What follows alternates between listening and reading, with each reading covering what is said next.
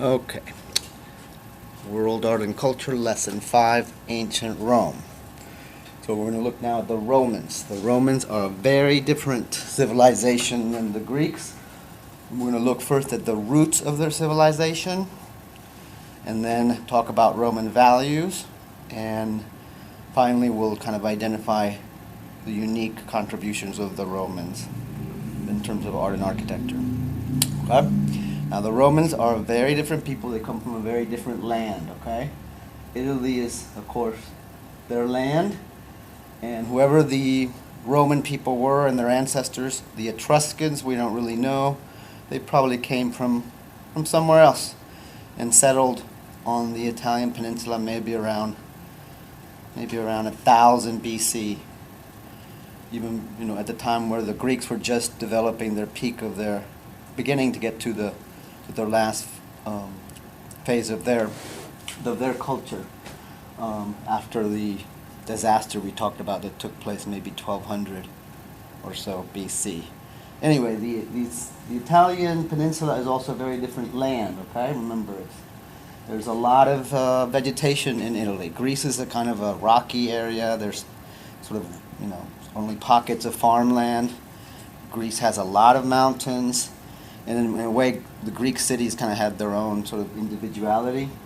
And even though they were kind of a League of Nations, that we called it, the Romans and their ancestors, the Etruscans, are going to be much more kind of connected to the land and to farming. And as we'll see, the Romans will always identify themselves and call themselves farmers, people of the land.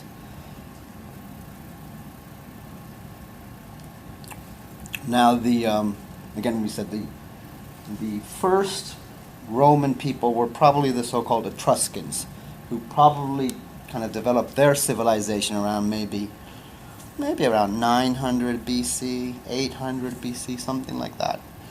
And they settled in central Italy, around the area which today is Tuscany. Today is Tuscany in central Italy.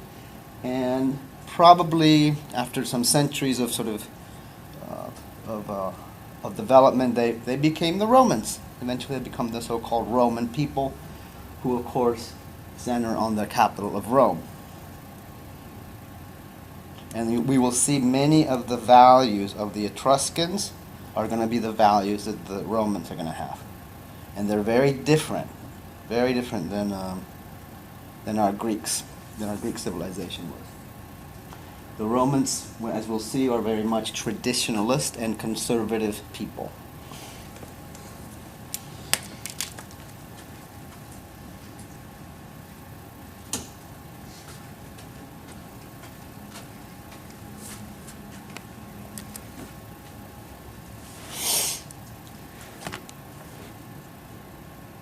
So let's see. There's central Italy. These are the main sort of sites of the Etruscans. We can call them the ancestors of the Romans. Sites in central Italy. There isn't much that we know about the Etruscans because we really don't have much except a few artifacts, tombs, burial sites, objects, some paintings. Most of it in tombs. Their language is very strange. It's not like Greek, and it isn't really like Latin, which the Romans are going to use, of course. Their language is their own, and they seem to have adopted a lot of the sort of general cultural ideas. A lot of cultural ideas they inherited, or not necessarily borrowed them from the Greeks, because the Greeks, remember, had colonies here in Italy before the Etruscans came. And what they're going to do, just like the Romans, they're going to take Greek cultural stuff and sort of make it their own, give it their own values. Because even though, Roman architecture looks very similar to Greek, it's has a very different purpose, a different function, because the Romans have very different values than the Greeks had. The best way to understand the Romans is just to compare them with the Greeks. And again, the Etruscans, like the Romans later, are going to be people of the land, farmers, or at least they want to have this connection to the land. They're very down to earth, very rustic people. At least they kind of talk about themselves as being farmers, rustic people, people of the land. They don't consider themselves sophisticated, really. That's kind of like a value of the Romans and the Etruscans too. It seemed to they were not. They sort of frowned down upon, the kind of sophistication the Greeks had, all that love and beauty and so forth. The Romans seemed to be much more down to earth. And again, we don't have a lot of evidence from the Etruscan civilization, just some objects here and there, most of them found in tombs. But tombs, as we know, can always tell us a lot about what people believe and their values and so forth. And the Etruscans, from what we gather, their values are going to be passed on to the Romans. They seem to be also people of the land, very much family-oriented. This is a very important Roman value that begins with the Etruscans. Very conservative. A lot of worship of elders, worship of older, the elders. Ancestor worship, they call it.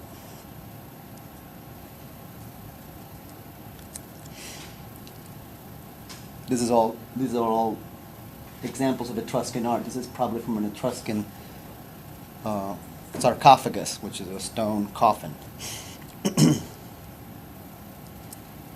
But most of the stuff we have are from tombs. The Etruscans buried their most important kings. They had kings like everybody else. They buried them in rather large tombs, of course, because they're important people, and also the aristocracy, the people who are obviously the upper rank people in the culture, were buried in large tombs. The difference is that, compared to, let's say, Greece or even Egypt, is that the Etruscan tomb is very rustic. It almost looks like it's just kind of a mound of earth with the tomb inside. It doesn't have the exterior fanciness that we saw in other cultures. When you look at Etruscan tombs, they almost kind of blend into the landscape.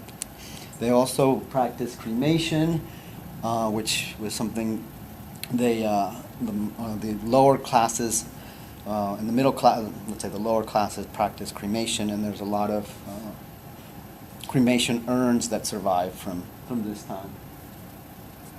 So let's see, what about their religion, these Etruscans? And again, we don't know much. There aren't a lot of, certainly not a lot of writing from the Etruscans that we have for figuring out their religion, let's say, but it's something they borrowed from the Greeks. They basically are going to have a polytheistic religion where most of the Greek gods are going to be adopted and appropriated for their own purposes.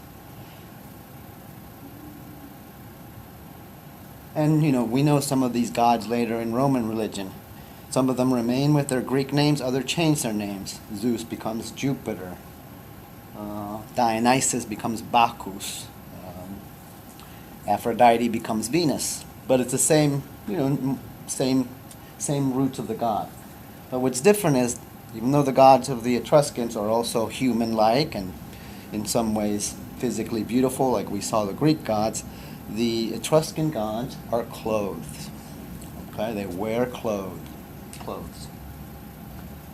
And that tells you right there that this is it's a culture that does not idealize the human figure. It does not have any concern with physical beauty, definitely not to the extent the Greeks had. And they certainly did not have that kind of obsession with nudity that the Greeks saw as kind of an ideal of beauty.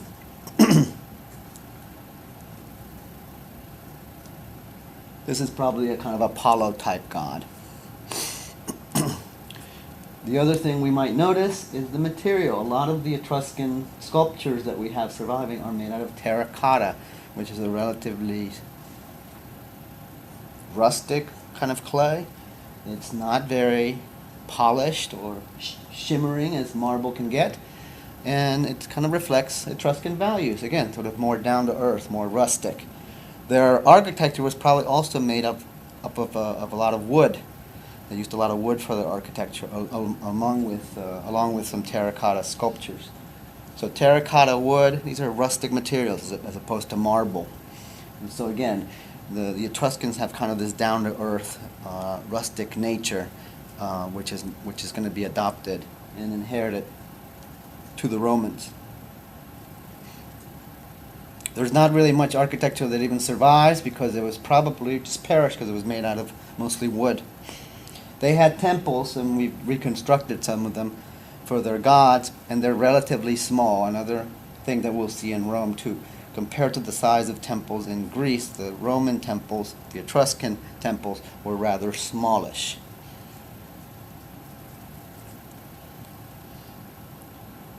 Here's an Etruscan tomb, probably for a wealthy family, but you can already tell what kind of values are instilled here. The tombs are made up of carvings of farm implements, tools,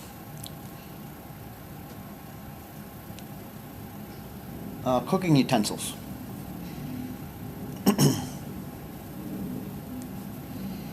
A lot of these tombs have portraits of the deceased, and you can see right here that the Etruscans, like the Romans, are not a very sophisticated artistic people. They are not that concerned with perfect beauty. They certainly do not have a concern with proportions the way the Greeks had. What they are concerned with is realism. They like to show people the way they look. The Etruscans, like the Romans later, are going to be, in many ways, the first realist artists. And that's because they like to show particularly the age of people. Again, because they worship their ancestors. They have strong sort of values for individual characteristics. These are pragmatic people, and they depict their people realistically. Here's another Etruscan tomb, sarcophagus, and again, well, there's a couple of things here we can notice. The material, again, is this sort of rougher stone, and you can see the gesturing of these figures. Just like Italians do now, the Etruscans gesture. That's very, engaging, very kind of rustic when you use gestures. And one way to kind of understand the Etruscans and the Romans is that they kind of are, again, to use that word again, down to earth. They are people that are not fancy at all, and they don't consider themselves fancy. And when we say pragmatic, we mean that these people were pragmatic, sort of down to earth people. As opposed to the Greeks. Remember, the Greeks were very idealistic. They almost were obsessed with, with this ideal perfection, which they knew they could never reach, but they thought it was worthy of trying to, at least as a kind of a pursuit, to pursue perfection, to find perhaps some kind of ideal balance. The Etruscans, like the Romans afterwards, are not idealistic people. They are much more realistic, much more pragmatic.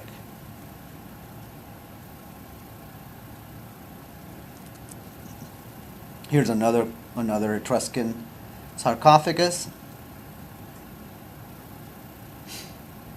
So we have here, we've already mentioned some values here.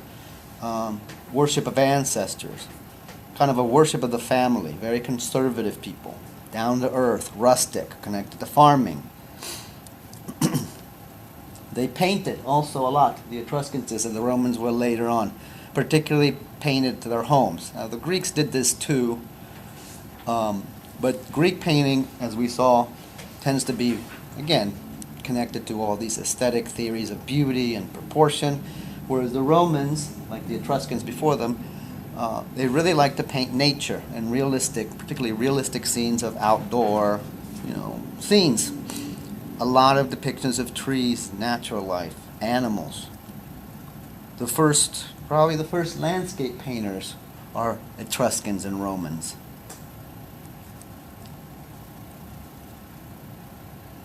And again, just to contrast with the Greeks, remember the Greeks were almost obsessed with the human figure, with the ideal male nude. The Etruscans, the Romans, that's not something so important to them. There's another Etruscan tomb showing some kind of banquet here. And again, notice the clothing. This is not a culture where people sit around nude. The nude figure there is a slave, obviously, and that's something that we've already seen earlier, that nakedness was a sign of no rank. The Etruscans, like the Romans, are not interested in this aesthetic of the body. And their sexual morals are very different, obviously. from what we know, the Romans are going to be a pretty conservative sexual culture. We saw that in Greece, love and physical, and both physical and emotional love between two males was seen as almost an ideal. The Romans are not going to have that notion of love. Love for the Romans is more practical. Love is what marriage is about. And what's marriage about? Having children, having large families.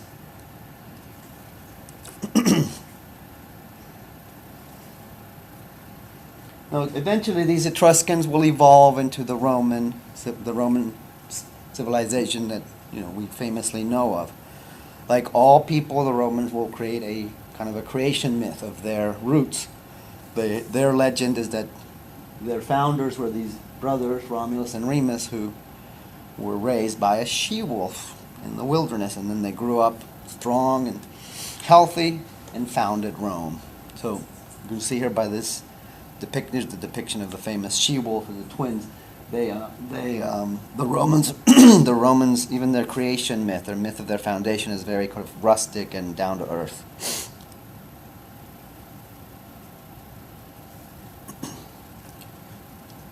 And as we said, the Romans, like the Etruscans, see themselves as kind of simple, hard-working folks of the land, farming people, merchants, traders. So let's look at the sort of list our Roman, what will be the Roman values, and we saw them already in the Etruscan people. But now, with the Romans, we'll develop the main value, which is the tremendous importance that the Romans will put on their country, on their patria, which we get the word patriotism from, of course. The patria is above everything else in Rome the most important thing. The most important value is Rome itself. Nothing comes before Rome.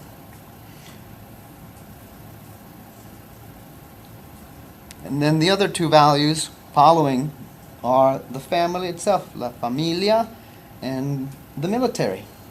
It's basically these three values: Rome, and then the family and the military. The Romans are ethnically a proud people. They're very proud of their ethnicity. That's why they worship their ancestors. They are very, sort of aware and very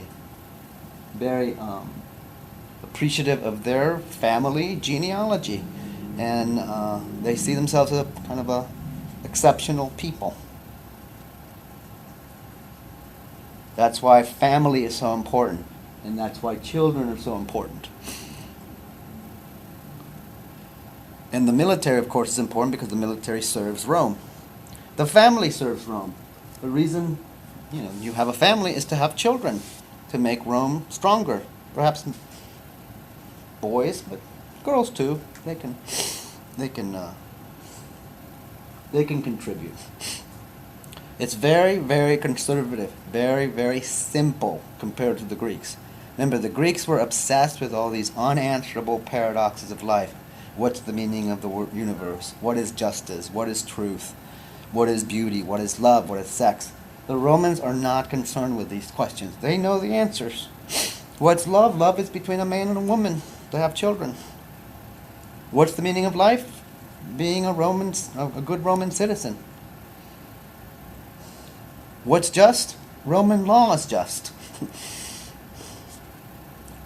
These are not people that are sitting around contemplating, the stories of fate and fortune, tragedies.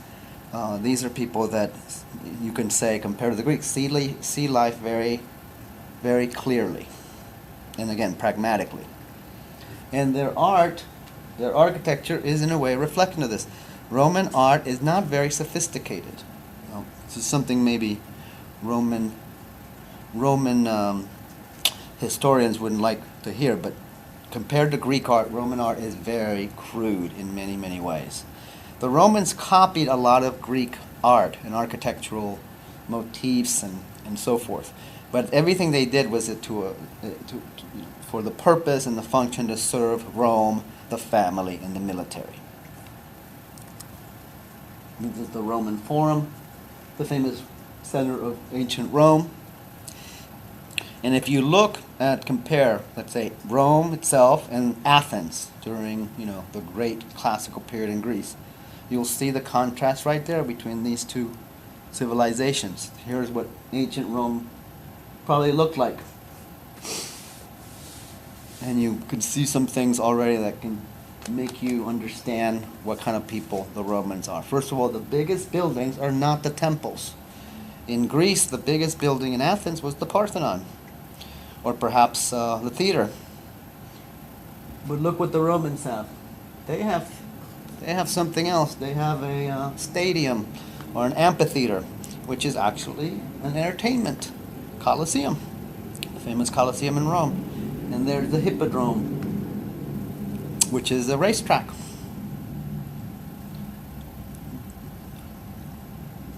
You can't even find the temples here. They're over there near behind the government buildings, behind the administrative buildings of Rome, because religion serves Rome. Okay, the function of religion for the Romans is to serve Rome. Religion teaches Roman values. The gods protect and aid Romans. The gods help Roman mothers have children, etc., etc., etc. The gods are not, even though they are in many ways the same gods, these are not the gods of Homer and the classical Greek dramas, gods who have morals that are very low and questionable. These gods are gods that are there for the purpose of helping and protecting Rome. And the function of religion is literally to help Rome.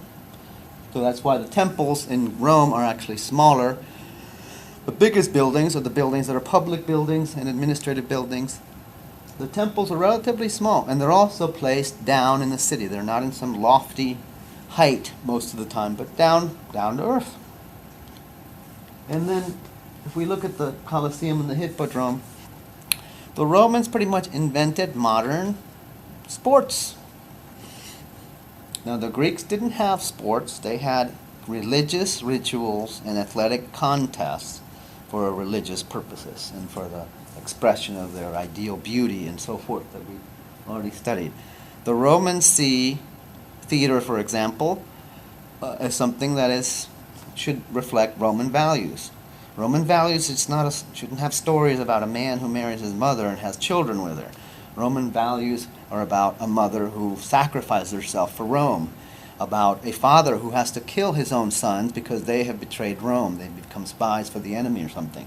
That's what drama was for Rome. Or it was entertainment, and entertainment should just be fun and should express and sort of reflect Roman values. So the mass sports that the Romans developed, what were they? They were gladiator fights, chariot races, things that reflected the military strength of Rome. That's what, you went to the Colosseum to see strong Roman men battling it out. Strong, they're not gonna go see naked, nude boys running around in some Olympic ritual.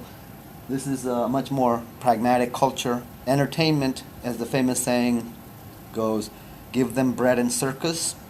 Give people bread and entertainment, and they'll be happy.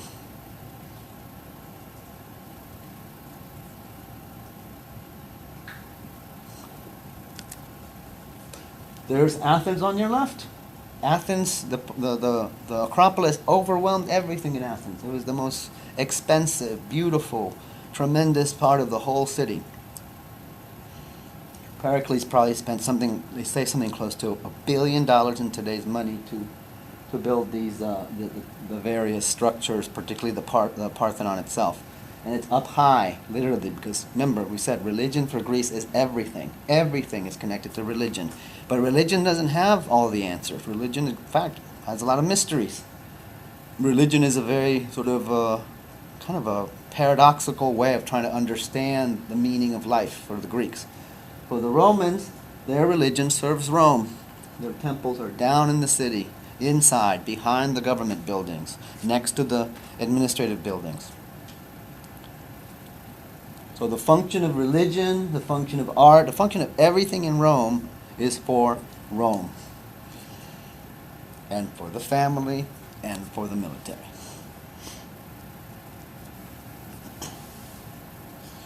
And this is, let's not forget, this is a very masculine culture. And the military feats of the Romans are, of course, legendary. In the military, again, was as important as anything else in protecting and helping Rome thrive. And the military values, not that they weren't in Greece, they were certainly important in Greece, but the military has really a kind of almost religious dimension in Rome. When you go to the temple, you go there to thank the gods for things that Rome has accomplished. You thank the gods for the victories you've had. Your military, you thank God for the children and the health of the nation. You don't go to the temple to have some kind of existential, discussion about the meaning of life. It's really much more of a pragmatic function, religion. Everything the Romans do is pragmatic. As we will see, what they built is very pragmatic. When you think about temples outside of they're there for people to go to them and participate in rituals, but the Romans were much more interested in building things that sort of worked and did, kind of were pragmatic and had a pragmatic value. They built a lot of government buildings, a lot of buildings for their judicial part of their life, the Senate and so forth, and they didn't expend the time and the money the Greeks did on things like sculptures and decorations for the exterior of the temples. These are images probably from, they're images from coffins, sarcophagi that the Romans buried themselves in, and a lot of them are illustrated with images of people doing their work, and definitely depictions of family members, the elderly.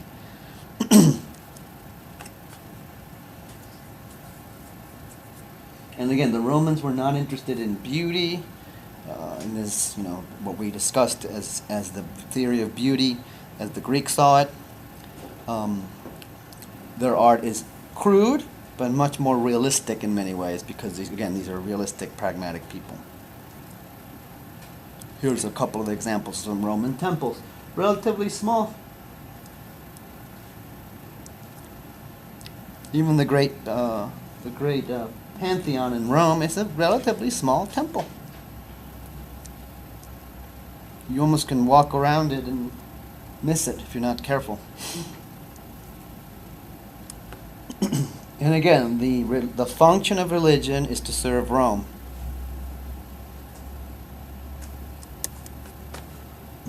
Many of the gods and goddesses and the cults that the Romans had were connected to Roman values, things like fertility and military strength and so forth.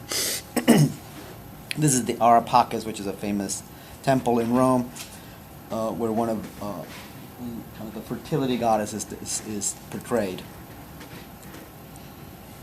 And again, the function of religion is to protect and help Rome, the patria.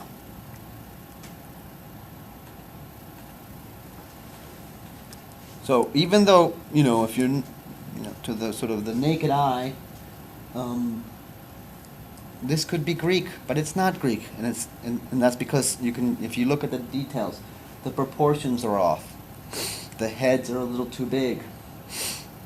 The nudity, and this is kind of a depiction of a kind of a Greek-inspired scene of some gods, kind of a Dionysian festival, or the festival of Bacchus. The amount of effort into subtle, beautiful movements and proportions is not something you see in Roman art.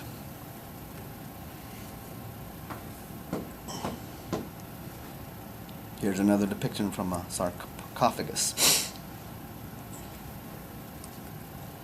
Remember, the Greeks were almost obsessed with rhythms, with proportions, with all these musical balances, all these notions of musicality and harmony and so forth. And again, let's not forget that in terms of beauty, this kind of conception of beauty that the Greeks had, which was connected to desire, which they connected also to sexuality, and the kind of Dionysian side of life, is something that the Romans were not concerned with. The Romans were decadent, and some of their emperors were famously decadent, but certainly in public, the Roman values are much more conservative, and the sexuality of Rome is pretty, let's call it, traditional. And there's some images there on the left from the Parthenon frieze in Greece. And there's the image of the Roman general on your right. And again, it's not something that is so evident, but the movements of the heads in the Greek figures on the left, the slight tilting of the heads, the way the fingers are so beautifully expressive of the Greek figures on the left. It is just something the Romans are not concerned with. Remember, that's idealism. It's Greek idealism. Perfection is very, the rhythm, the movements of the figures, the horses. The Romans are not interested in that. Now the Romans they borrow a lot from the Greeks. They borrow their gods. They borrow a lot of their certainly architectural sort of styles. But the Romans also invented, or were sort of the forerunners in other ways. They were pretty much the inventors of realistic portraiture. As we said, this goes back to the Etruscans. The Etruscans liked to depict people the way they looked, the way they really were, even with their wrinkles and imperfections. It's the idea that your face and your hands kind of betray the hard work, the hard life you've lived, your experience. And the Romans, even when they depict their own emperors, they still give them that kind of a realistic dimension. Scars, wrinkles, sort of individual, realistic elements. This is Octavius Caesar, who will become Augustus, and even he was the first Roman emperor. Even he's depicted with some relative realistic characteristics. The form of government that the Romans had was pretty much an adaptation of Greek government, representational government, a democracy in some ways, inherited from Greece.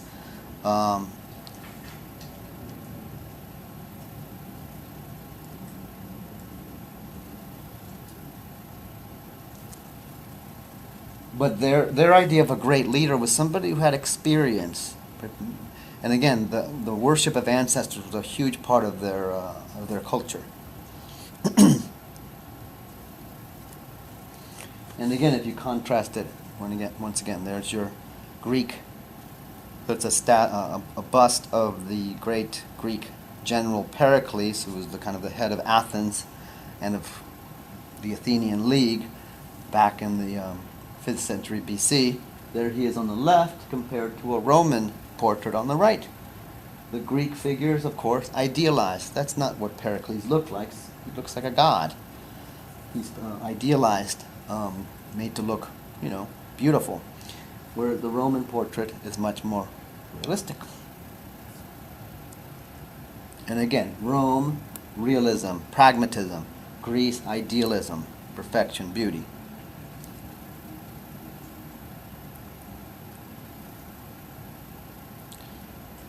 So we could say realistic portraiture was a significant contribution that the Romans made. And Romans loved realism in all its manifestations. They were realistic people. They were pragmatic. They obviously liked to depict their individuals realistically. And they also invented probably the first illusionistic painting in the West. Illusionistic meaning painting that was quite dramatically realistic, with shadows and highlights. The first shadows and highlights that we see probably in the history of art are from Roman paintings. And the Romans painted a lot of their, in the expensive homes of the aristocratic people, they would paint illusionistic scenes on the walls. Scenes of maybe a door or a window into an imaginary outside. Illusionistic details of ornament on the walls.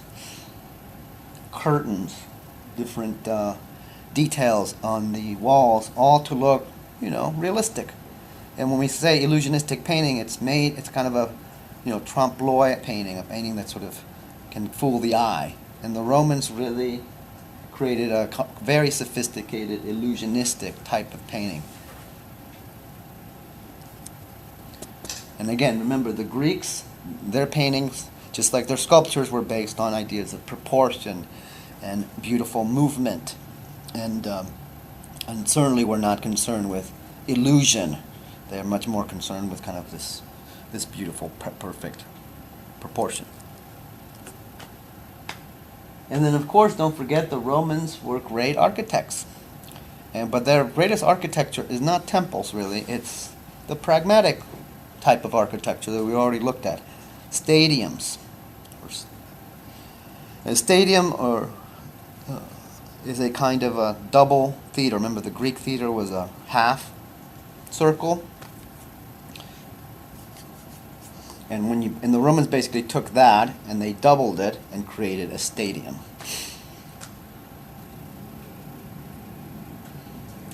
For their entertainment, for their sports. And all of the great building achievements of the Romans, of course, were done through their use of concrete. Concrete wasn't something the Romans invented. It probably goes back to the Etruscans. And the Romans, though, exploited it and used it in a way that nobody had really done before, and they were able to revolutionize the history of architecture with concrete. Concrete is relatively malleable and can be poured. It's very strong, and the Romans really developed concrete to a level of sophistication for their pragmatic projects, stadiums, public buildings. This is the Colosseum in Rome, which was a huge stadium, obviously, built with concrete, and pretty much still the same configuration of a modern-day sports stadium is seen here. And the Romans did all kinds of things at the Colosseum. They supposedly even had sea battles. They could fill the middle with water, and they'd have these kind of entertaining sea battles, as well as gladiator fights. And later on, of course, Christian martyrs will be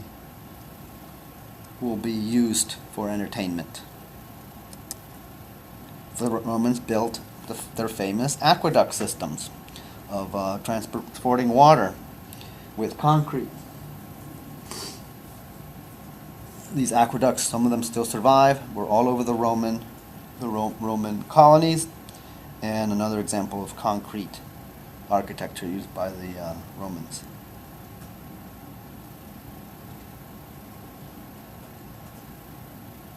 Aqueduct is kind of a water highway. Remember, the Romans, and this is just the historical background, the Romans had a government of kings. They inherited this from the Etruscans. They had kingship as their form of government very early in their history, and then they began to adopt a kind of democratic Greek-style government, a republic, a famous Roman republic that will last just until about a little bit before the birth of Christ. And then they will have an empire with an emperor who was thought to be semi-divine, and that will be the last phase of Roman civilization, which will go into about the 5th century A.D.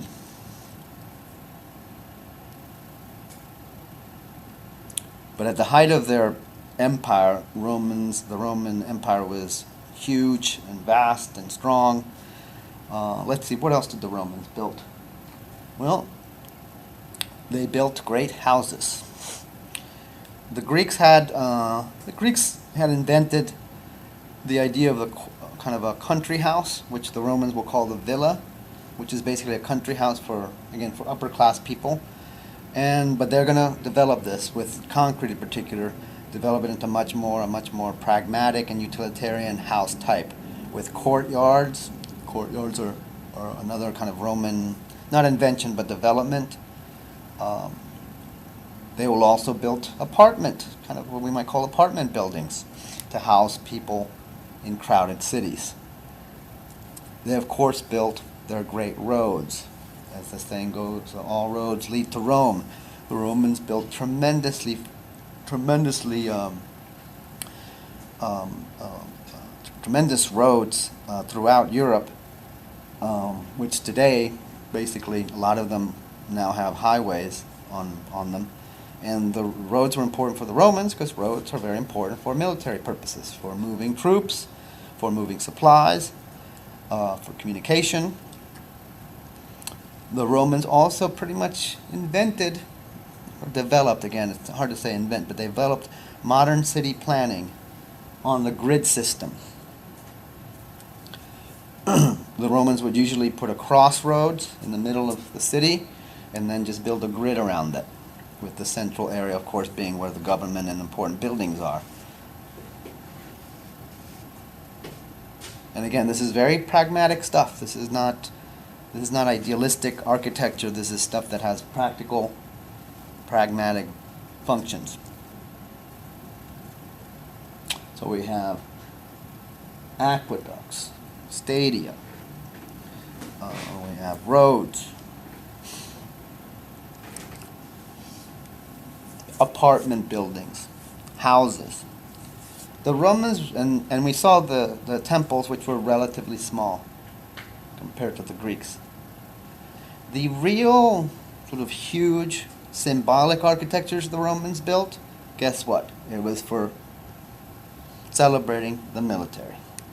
When they built something that really doesn't have as much as pragmatic as a symbolic function, they built it for the military. Their great columns, which they built to commemorate military accomplishments, military campaigns, etc.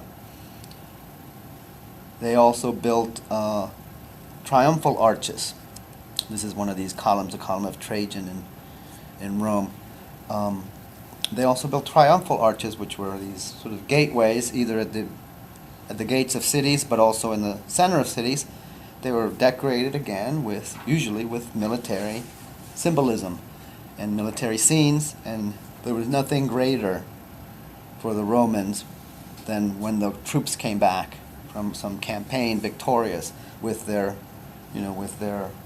trophies, meaning their slaves that they've conquered and the material stuff that might bring back, and they would be paraded down and through one of these triumphal arches to the cheering throngs of Romans.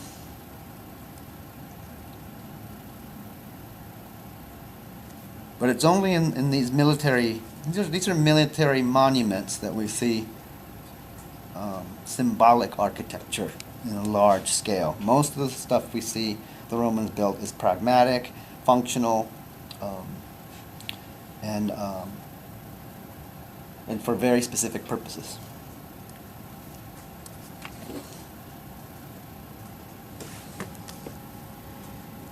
So there we have it, Rome. Patria, the military, the fatherland. Patria means fatherland. That should tell you a lot there. The fatherland. The family and the military. Everything the Romans do is for those three values, which we saw probably came from the Etruscans, or certainly the roots of those values. Very pragmatic people, not interested in the idealistic pursuits like the Greeks had. A very conservative people, very ethnically proud and connected to the land, as we saw, and very, very pragmatic in their outlook of life. Life is not a mystery to the Romans. It's something very clear and in many ways quite simple.